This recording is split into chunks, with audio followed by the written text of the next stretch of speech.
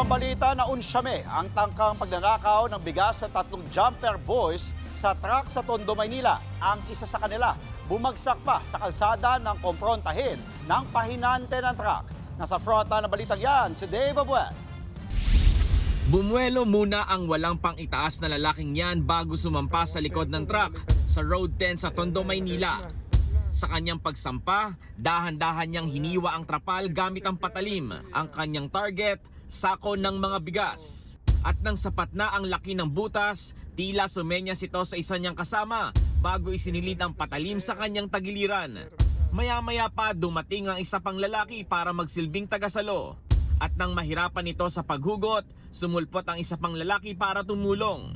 Nang makitang hirap ang kanyang mga kasama na nakasampa sa truck, nag-abot ng patalim ang lalaking naiwang nakatayo sa kalsada. Umabot ng mahigit 1 minuto ang tila pakikipagbuno ng dalawang lalaki sa mga sako ng bigas. Ilang saglit pa, dali-daling naglakad ang pahinante ng truck, bit-bit ang isang metal pipe at kinumpronta ang tatlong lalaki. Nagsitakbuhan ng mga ito, ang isa sa kanila napadapa pa. Ayon sa Rahabago Tondo Police, agad silang nagsagawa ng operasyon nang makita ang viral na video. Hawak na ng mga otoridad ang tatlong sospek. Nagbabalita mula sa Frontline, Dave Abuel, News 5. Mga kapatid, Andre Felix po. Iba na ang may alam at may pakialam sa panahon ngayon.